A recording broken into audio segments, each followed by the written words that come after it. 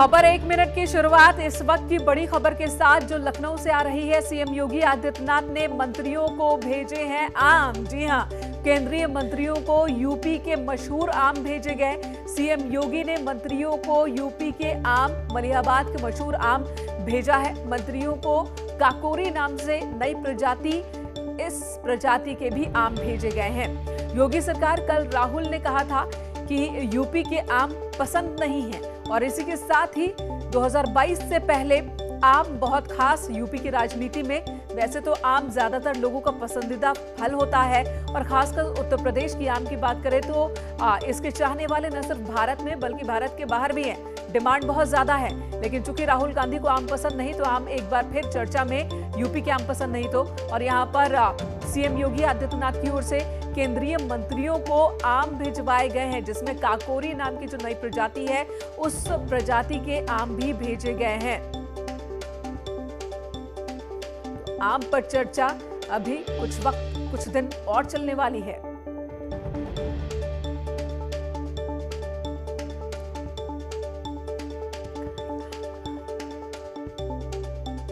तो सीएम योगी ने केंद्रीय मंत्रियों को यूपी के आम भेंट किया है उन्होंने, जिसमें इस आम की अगर हम बात करें, इसमें काकोरी नाम की जो नई प्रजाति के आम हैं ये भी भेजे गए हैं, मलिहाबादी आम भी भेजे गए हैं। और इसी बीच केंद्रीय मंत्री मुख्तार अब्बास नकवी ने ट्वीट किया है और उन्होंने सीएम योगी आदित्यनाथ का शुक्रिया अदा किया। मुख्तार अब्बास ने कहा है कि धन्यवाद योगी जी, आम के बेहतरीन स्वाद के लिए आपके बेशकीमती प्यार ने उत्तर प्रदेश के आमों के जायके को दोगुना कर दिया है। मुख्तार अब्बास नकवी, उनका ट्वीट आम, तो आम पर ये ट्वीट है। चलिए अब खबर एक मिनट में खबरों का विश्लेषण देख लेते हैं। रविवार को सीएम योगी आदित्यनाथ राम की नगरी अयोध्या का दौरा करने जा रहे हैं। ये दौरा बीएसपी के ब्राह्मण सम्मेलन के ठीक 2 दिन बाद हो रहा है। अपने अयोध्या दौरे पर सीएम योगी आदित्यनाथ विकास कार्यों की समीक्षा करेंगे और मंदिर निर्माण के कार्यों को भी देखेंगे। इस दौरान अयोध्या में बन रहे दशरथ मेडिकल कॉलेज के निरीक्षण का भी कार्यक्रम है। सूबे के मुख्यमंत्री योगी आदित्यनाथ का एक बार फिर अयोध्या में संभावित दौरा है। माना जा रहा है कि कल मुख्यमंत्री सिद्धार्थनगर जाते वक्त अयोध्या पहुंचेंगे और अयोध्या में विकास कार्यों का जायजा लेंगे। सबसे पहले मुख्यमंत्री मेडिकल कॉलेज जाएंगे और जहां पर निर्माणाधीन मेडिकल कॉलेज का निरीक्षण करेंगे और उसके बाद फिर राम जन्मभूमि दर्शन जाने का कार्यक्रम है। राम जन्मभूमि पर दर्शन पूजन करने के बाद फिर राम मंदिर निर्माण की जो तैयारियाँ हैं उसका जायजा लेंगे। फिर हनुमानगढ़ी के दरबार में मुख्यमंत्री पहुँचेंगे और उसके बाद सबसे आखिरी में राम की पैड़ी पर आएंगे। राम की पैड़ी पर अविरल जलधारा का निरीक्षण करेंगे।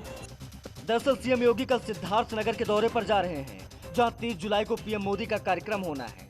और अपने इसी सिद्धार्थनगर दौरे के दौरान सीएम का काफिला अयोध्या रुकेगा, जहां वो रामलला के दर्शन के बाद मेडिकल कॉलेज का निरीक्षण करेंगे।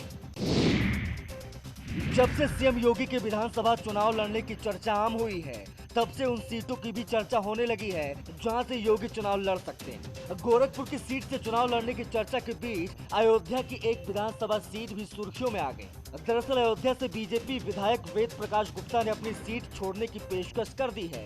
उन्होंने कहा है कि अगर योगी आदित्यनाथ अयोध्या से चुनाव लड़ते हैं तो अयोध्या की जनता के लिए गर्व की बात होगी। कोई किसी की सीट होती नहीं है, ये मुझे अवसर मिला। उसके बाद में प्रसन्नता की बात हुई थी, माननीय मुख्यमंत्री जी यहाँ से लड़ना चाहते हैं तो लड़ेंगे। हम लोग प्रसन्नता के साथ माननीय मुख्यमंत्री जी की उसमें रहेंगे। और ये यदि मुख्यमंत्री जी यहाँ से लड़ते हैं तो ये हम सब लोगों के लिए, अयोध्या वासियों के लिए, पूज्य संत में तो सबके लिए प्रसन्नता की बात है। 2022 विधानसभा चुनाव जैसे जैसे नजदीक आते जा रहे हैं, वैसे वैसे प्रदेश का सियासी मिजाज भी बदलता जा रहा है। वैसे तो योगी आदित्यनाथ गोरखपुर से सांसद रह चुके हैं, लेकिन सरकार बनने के बाद से अयोध्या में राम मंदिर निर्माण पर मुख्यमंत्री का ज्यादा ही फोकस रहा है।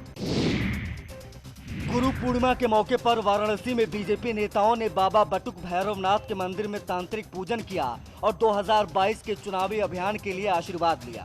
बटुकनाथ मंदिर में तामसी यानी तांत्रिक पूजा होती है, लिहाजा बीजेपी नेताओं ने भी उस परंपरा को कायम रखा। बीजेपी नेताओं ने प्रसिद्ध बटुक भैरव मंदिर में दर्शन करने के बाद वहां रखा खप्पर शराब से भर दिया। इस दौरान बीजेपी नेताओं ने मिशन 2022 में सफलता की कामना की। कि हम सब सत्ता को एंजॉय करना है, हम सब सत्ता को इसलिए हासिल करना चाहते हैं कि समाज में एक परिवर्तन ला सकें, समाज में अंतिम व्यक्ति को वो सर्वांगीण विकास सारी सुविधाएं दे सकें जिसका वो हकदार है। तो इस निमित्त हम सब ने बाबा से प्रार्थना किया कि 2022 में भारतीय जनता पार्टी की पुनः सरकार बने, जिससे जो विकास का कार्य चल रहा है वो कार्य आगे द्रुतगामी गति से बढ़ता रहे। मान्यता है कि बटुक भैरव मंदिर में तंत्र पूजा के जरिए मांगी गई हर मनोकामना जरूर पूरी होती है। ये ऐसा है कि बाबा मंदिर दरबार किसी पार्टी का नहीं है, हर पार्टी का है। हर यहाँ मंदिर में आपने किसी का झंडा नहीं देखा होगा। ये यहाँ श्रद्धा आस्था से जो भी आएगा, जो अपना मनोती मानेगा, वो उसकी मनोती पूर्ण हो रहा है। यूपी पुलिस सिर्फ सोशल मीडिया पर मिलने वाली शिकायतों पर तत्काल एक्शन ही नहीं लेती। यूपी पुलिस के मीम, रीट्वीट और उनकी तुकबंदी भी चर्चा में बनी रहती है। यूपी पुलिस का आधिकारिक अकाउंट से समय समय पर जागरूकता के मैसेज भी जारी होते रहते हैं, लेकिन कभी कभी यूपी पुलिस का आधिकारिक ट्विटर अकाउंट हल्के फुल्के मूड में भी नजर आता है। यूपी पुलिस का एक ऐसा ही ट्वीट सोशल मीडिया पर वायरल हो रहा है जिस पर लोग तरह तरह के रिएक्शन दे रहे हैं। दरअसल जोमेटो और पेटीएम के ट्वीट पर यूपी पुलिस ने ट्विटर पर एक कोट शेयर किया और उनका ये कोट तेजी से वायरल हो गया। दरअसल जोमेटो की तरफ से तुकबंदी पोस्ट की गई थी जिसमें लिखा गया था कि भारत में हम नहीं कहते आई लव यू, हम कहते हैं चाय पियोगे और हम ये सोचते हैं कि ये खूबसूरत है। इसके बाद इस ट्रेंड पर पेटीएम की तरफ से भी एक तुकबंदी की गई। इसमें लिखा गया कि भारत में हम नहीं कहते I will pay you later, हम कहते हैं बाद में पेटीएम कर दूंगा और हम सोचते हैं ये खूबसूरत है। और इन्हीं दोनों ट्वीट पर यूपी पुलिस ने भी रिट्वीट करते हुए एक कोट पोस्ट कर दिया। इस पर यूपी पुलिस के ट्विटर हैंडल के तरफ से लिखा गया है कि यूपी में माँ नहीं कहती बेटा सो जा नहीं तो गब्बर सिंह आ जाएगा, क्योंकि बच्चे कह देते हैं कि मैं यूपी 112 बुला लूंगा और हम सोचते हैं ये खूबसूरत है। यूपी पुलिस ने इसके साथ में हैशटैग यूपी केयर्स भी लिखा। यूपी पुलिस का ये ट्वीट देखते ही देखते वायरल हो गया। इस पर अब तक 4 लाख से ज्यादा इंप्रेशंस आ चुके हैं, वहीं 67,000 से ज्यादा एंगेजमेंट है, करीब 500 रिप्लाई आए हैं, जबकि 3,000 से ज्यादा रीट्वीट हो चुके हैं। बता दें कि इससे पहले यूपी पुलिस कई और मीम फेस्ट में भी हिस्सा ले चुकी है। पाकिस्तान के पावरी हो रहे वाले वायरल वीडियो पर भी यूपी पुलिस द्वारा बनाया गया मीम खूब वायरल हुआ था। शाहजहांपुर में एक प्रसूता के पेट में ऑपरेशन के दौरान कपड़ा छोड़ने का मामला सामने आया है। बताया जा रहा है कि महिला का जनवरी में ऑपरेशन से बच्चा पैदा हुआ था और आरोप के मुताबिक ऑपरेशन के दौरान पेट में डॉक्टरों ने लापरवाही से अपना हैंड टॉवल छोड़कर टांका लगा दिया। मामले में मेडिकल कॉलेज के प्राचार्य ने 3 सदस्यीय जांच टीम बनाई है जो मामले की जांच कर रही है। जांच के बाद कार्रवाई की बात कही गई है। कर्जा करता दिलाया जाए, अगर नहीं कोई सुनवाई होती तो क्या करोगे? तो कोर्ट में जाएंगे। लेकिन अभी आरोप लगा है कि कपड़ा छूट गया है। अब जुलाई में इसका कहीं और ऑपरेशन हुआ है बताते हैं।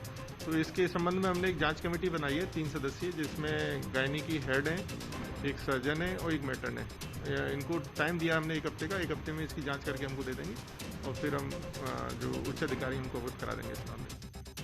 महिला के पति मनोज ने बताया कि बेटी के जन्म के बाद उसके पत्नी के पेट में दर्द की शिकायत रहती थी। इसके बाद उसने कई प्राइवेट डॉक्टरों से दवा ली, लेकिन जब कोई फायदा नहीं हुआ तो उन्होंने 21 जुलाई को मेडिकल कॉलेज प्राइवेट में भर्ती कराया, जहां सीटी स्कैन में पेट में तौलिया नजर आया, जिससे ऑपरेशन करके निकालना पड़ा। सीएम योगी आदित्यनाथ आज देवरिया दौरे पर पहुंचे, जहां उन्होंने निर्माणाधीन मेडिकल कॉलेज का निरीक्षण किया। 28 एकड़ में बन रहे इस मेडिकल कॉलेज का नाम तपस्वी महात्मा महर्षि देवरावा बाबा के नाम पर रखा गया है। 541 बेड का ये मेडिकल कॉलेज सभी अत्याधुनिक सुविधाओं से लैस होगा। सीएम योगी आज निर्माण कार्य कैसा चल रहा है इसको परखने पहुंचे थे। महर्षि देवरावा मेडिकल कॉलेज में प्रवेश के लिए ये कॉलेज पूरी तरह तैयार है। नेशनल मेडिकल काउंसिल की इंस्पेक्शन के साथ जैसे ही अप्रूवल प्राप्त होगा, आदरणीय प्रधानमंत्री जी के कर कमलों से प्रदेश के उन 9 मेडिकल कॉलेजेस का हम एक साथ शुभारंभ करवाएंगे। बता दें कि इस मेडिकल कॉलेज का पीएम मोदी 30 जुलाई को वर्चुअली लोकार्पण करेंगे। प्रधानमंत्री नरेंद्र मोदी 30 जुलाई को सिद्धार्थनगर से यूपी के कुल 9 मेडिकल कॉलेज का लोकार्पण करेंगे, जिसमें देवरिया का ये मेडिकल कॉलेज भी शामिल होगा। बीजेपी ने यूपी विधानसभा चुनाव को देखते हुए अपनी रणनीति को अमली जामा पहनाना शुरू कर दिया है। इसका मतलब यह है कि बीजेपी यूपी में अपने दिग्गज नेताओं को इस बार चुनावी मैदान में उतारने जा रही है। जी हां, विधानसभा चुनाव को लेकर भारतीय जनता पार्टी ने अब बड़ा फैसला किया है। जानकारी के मुताबिक चुनाव को लेकर बीजेपी ने बड़ी योजना बनाई है। सूत्रों की माने तो बीजेपी अपने सभी दिग्गजों को इस बार मैदान में उतार सकती है। सूत्र तो ये भी बता रहे हैं कि इस बार मुख्यमंत्री योगी आदित्यनाथ भी विधानसभा चुनाव लड़ेंगे। सीएम योगी के साथ राज्य के दोनों डिप्टी सीएम यानी केशव प्रसाद मौर्य और दिनेश शर्मा भी चुनाव लड़ सकते हैं। बताया जा रहा है कि केशव प्रसाद मौर्य कौशाम्बी के सिराथू सीट से तो डिप्टी सीएम दिनेश शर्मा लखनऊ के किसी सीट से चुनाव लड़ सकते हैं। आपको बता दें कि मुख्यमंत्री योगी आदित्यनाथ अभी विधान परिषद के सदस्य हैं। वहीं सबके अलावा प्रदेश बीजेपी के अध्यक्ष स्वतंत्र देव सिंह और महेंद्र सिंह जैसे बड़े नेता भी इस बार चुनावी मैदान में उतर सकते हैं। सूत्रों से मिली जानकारी के अनुसार बीजेपी आला कमान ने ये निर्देश दिए हैं। गुरु पूर्णिमा के अवसर पर हजारों श्रद्धालुओं ने प्रदेश में कोविड गाइडलाइंस की धज्जियां उड़ा दी। अयोध्या में गुरु पूर्णिमा के मौके पर सरयू के तट पर श्रद्धालुओं का जन सैलाब उमड़ पड़ा। श्रद्धालुओं ने सरयू नदी में स्नान किया, लेकिन किसी ने कोरोना नियमों का पालन नहीं किया। चित्रकूट पहुंचकर भी श्रद्धालुओं ने मंदाकिनी नदी में स्नान कर भगवान कामदगिरी की पूजा अर्चना की, लेकिन स्नान के दौरान किसी ने भी कोविड नियमों का पालन नहीं किया। काशी के मठ मंदिरों में भी गुरु पूर्णिमा पर्व मनाया गया। यहाँ गाइडलाइन के कारण गुरुओं ने दर्शन नहीं दिया। मुख्य द्वार से ही शिष्यों ने अपने गुरुओं को प्रणाम कर उनका आशीर्वाद लिया। मथुरा में गुरु पूर्णिमा के मौके पर संतों ने सिर मुंडवाकर शोभा यात्रा निकाली। इस तरह कोरोना नियमों का मथुरा में भी पालन नहीं हुआ। फर्रुखाबाद में भी वही हाल देखने को मिला। आस्था के आगे सभी नियम ताक पर रख दिए गए। हालात ये हो गए कि बरेली इटावा हाईवे पर 3 घंटे तक जाम लगा रहा और गंगा तट पर बिना मास्क लगाए हजारों की संख्या में लोग कोरोना नियमों की धज्जियां उड़ाते दिखाई दिए। पॉर्न फिल्म बनाने के आरोप में गिरफ्तार किए गए बिजनेसमैन राज कुंद्रा का कानपुर कनेक्शन सामने आया है। कुंद्रा की कंपनी कानपुर के 2 युवतियों के अकाउंट में पैसे डालती थी। मुंबई क्राइम ब्रांच ने अकाउंट को सीज करवा दिया है।